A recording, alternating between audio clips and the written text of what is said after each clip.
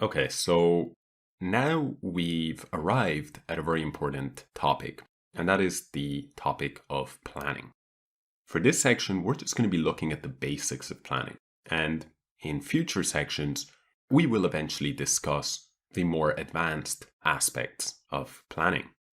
But the first thing to say is that planning in chess is a crucial skill that we need to develop. We need to not only prepare plans, but also we need to understand how that process occurs. We need to be good planners over the chessboard. In terms of defining what planning is, I don't think that that's necessary because all of us make plans in our day-to-day lives. So we all know what planning is.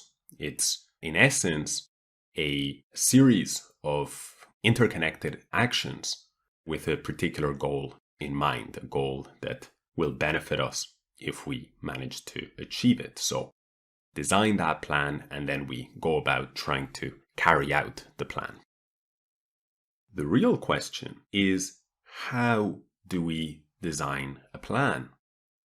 How do we figure out what is the best way to proceed with this set of interconnected actions that represent the plan? And the answer to this is, in one word, evaluation. We want to examine the position on the board, and the position on the board itself will tell us what are the best subsequent moves. And sometimes that will be extremely clear. Our plan will be made for us, so to speak, very, very clear. Other times, the position is really complex and imbalanced. And in those circumstances, it can be very difficult to identify the right course of action, the right plan. Sometimes there are positions where more than one plan is available, and it's hard or even impossible to know which course of action is best. Grandmasters will spend countless hours, days, sometimes even weeks, trying to figure out the essence of a particular position just so that they can arrive at a good plan. Fortunately for us, in this section, we're not going to pick incredibly complicated examples. Instead, we're just going to begin with this, I think, very nice example taken from a game between two great masters of the past, Capablanca with the white pieces and Tartakova with the black. So, in this position, it's black to move, and he played the move pawn to d5. Now, Capablanca comes up with a very nice plan. He captures on d5, black recaptures on d5. Now white needs to do something about the attack on his queen. And he has two choices, two courses of action. He can retreat the queen, or he can capture the rook and consequently exchange one set of rooks and the queens. Capablanca decided that he would capture the rook because he came up with a very strong plan from this position. His plan has to do with the move pawn to h5, breaking up the kingside pawn structure. Now, very, very simply, we can say, okay, his plan is just to attack a pawn on g6. This is not much of a plan. This is just an individual move. But in fact, it is much more than this, because if we go back one move, we look at this position, we see that Capablanca must have evaluated this position and seen, first of all, that the material is level. But in an endgame, passed pawns are extremely important. And he must have noticed that here, white has a kingside pawn majority. So this is the area of the board where he can potentially create a passed pawn. The next factor is that black's two pawns on the king side are both on a light square. Capablanca has a bishop, a light squared bishop, as compared to black's knight. The final characteristic I want to draw your attention to of this position is that each side has a set of rooks, and currently neither rook is doing an especially good job, so to speak. Capablanca would like to activate his rook, but there aren't so many open files or even semi-open files in the position. If, for example, Capablanca brought his rook to b1, well, it's really staring at a brick wall here. If he went to e1, Black could contest that file. And so part of Capablanca's great plan with this idea of first exchanging rooks and queens and then immediately breaking with the move h5 is that after the response rook to f6, defending the pawn takes g6, pawn takes g6, we see that white has succeeded in opening up a file. And sure enough, white's next move is rook to h1. So we see all of his actions, all of Capablanca's actions, who's a great endgame master, are interconnected and are working towards a particular goal. Black went king to f8, and now white played rook to h7. The result already of this exchange of two pawns. Black went rook to c6, showing us that there is a very important thing to keep in mind always when it comes to plans. And that is that we're not the only ones who are making plans. Chess is like a game of war, and each side is the commander-in-chief, let's say. So each side is making a plan, and so a part of planning is to anticipate the plans of our opponent and take measures against them. But that's a little bit more advanced. White here continues his own plan, pawn to g4, and now Black decides that he won't capture the pawn on c3 because doing so would drop the pawn on g6, and these two pawns would be far too strong. So he goes knight to c4, and now Capablanca continues to push his pawns. Here, his opponent played knight e3 check. White went king to f3. And probably best was knight to d1, but understandably his opponent went knight to f5, because this way he was hoping to reduce the pressure on that g6 pawn. However, this allows white to play bishop takes knight, pawn takes bishop, and now white has succeeded in creating what we call a passed pawn, clearly, but also a protected passed pawn. Now white plays the move king to g3. Why does he do this? Well, because Black's play has, in large part, his interconnected actions, so his own plan, has largely revolved around this c3 pawn. Let's take a step back in this position here when white played the move h5.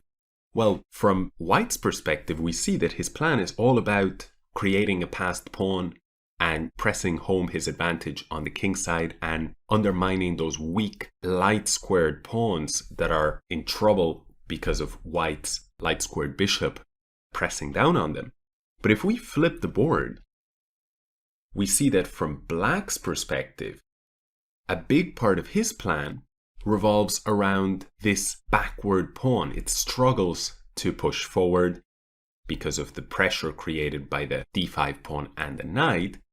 So that's the offensive side of his plan, while at the same time the defensive part of his plan is to hold his king side. He wants to combine holding off white's pressure on the king side with operations on the queen side himself. And how does he come up with that plan? Well, he comes up with that plan based on the key characteristics of the position. How does he figure out what the key characteristics are? Well, that is the skill of evaluation. And so this is what I was saying in the beginning. There is no planning without evaluation of the position. And in fact, if you've ever heard a professional chess player say, yeah, I went for the wrong plan in this position, that's not so much a failure of planning as it is a failure of understanding the position. So the better you understand chess, the better you can evaluate a position and evaluate the right course of action, the demands of the position, then the better that your planning will become. Let's see what happened in the game. We'll flip the board around once more. And let's return to where we left it. So white's last move has been the move king to g3, anticipating the capture of c3. Black captures the pawn. And now white plays king to h4. And black goes rook to f3. Again, rook to f3 is a very smart, practical choice because white's plan is to push the pawn, then move forward, and given enough time, white could create two connected passed pawns. And this is simply too much, so black tries to get rid of at least one of them. Of course, white had already seen this far, plays g6, and black plays rook takes f4 with check. White goes king to g5, and black goes rook to e4, and now white goes king to f6. This is a very typical idea that leverages the vulnerable placement of the black king. We have the white king on f6 and the black king on f8, and so rook h8 is a huge threat. Black has to go king to g8, check, king to h8, rook takes c7. Now, once again, this back rank mate is a big problem for black, so rook to e8 is necessary. And now white simply collects the pawn on f5. The dust has more or less settled in this position, and we see that material is equal. However, black's position is completely hopeless because the advanced pawn on g6 is extremely strong. The king for white is much better placed than black's king, and the white rook here on the 7th rank pressuring on a7 and also potentially covering squares like g7 and h7 is simply too strong. Just out of curiosity, we can show what happened. Black went rook e4, king f6, check, rook g4. White gave a check, understanding that if black captures, then white will recapture, capture, and after king takes pawn, the king and pawn endgame is winning for white. So king g8 was played, rook takes a7, rook g1, king takes d5, and we see everything is falling for black. Rook went to c1, king d6, rook c2, d5, rook c1. Here white played rook to c7, rook a1, king c6, rook takes a4, pawn to d6, and at this point black resigned. There is nothing to be done about promotion of the d-pawn. So, well, what actually happened? Why did Capablanca win this game? In fact, if we step back to this position around here, close study of the position shows us that chances are approximately equal. The difference was that Capablanca's plan was ultimately a stronger plan than Tartakover's plan. Tartakover should, after a series of moves in this position, should have gone for a move like knight to d1 and simply not allowed white to create a passed pawn. But he misevaluated the consequences of the move knight to f5, and he was punished for it. Capablanca, after bishop takes knight here on f5, understood that the plan needed to be tweaked a little bit. White has achieved a passed pawn, but now seeks out piece activity. Specifically, he seeks out the activity of his king. He understands this is the most critical factor. King to g3. Anticipating rook takes c3 and responding with king to h4 getting ready to push the king forward.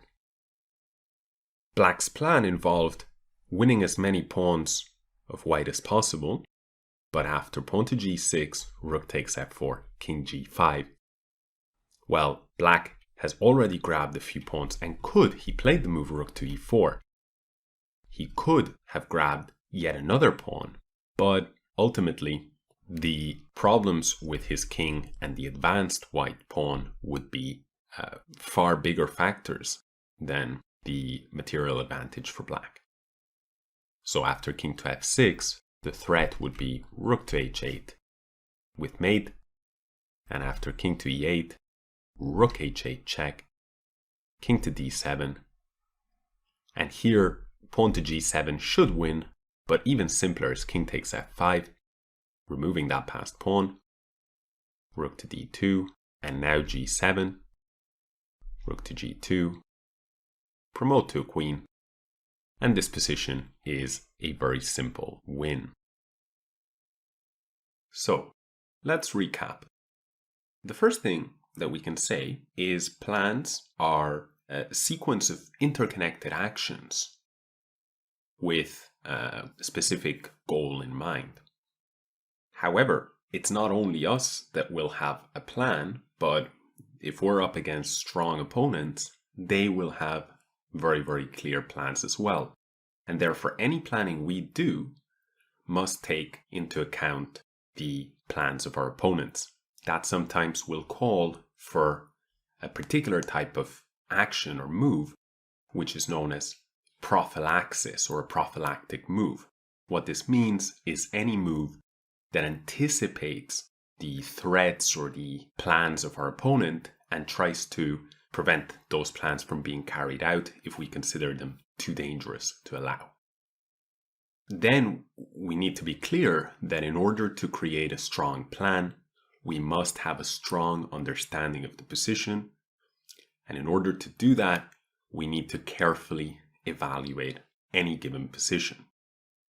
Much like in life, very often unexpected events occur, and with very little notice, we must react to these events and change our plan. Therefore, do not get too attached to a plan. Let's say you decided that you really wanted to attack because you felt the position called for that. You may be right, but maybe something will occur on the queen side, like your opponent will sacrifice material, and all of a sudden you have to change your plan, change your approach completely, and instead play a slow positional game. So always be flexible with your plans and be prepared to react to changing circumstances. So that's it.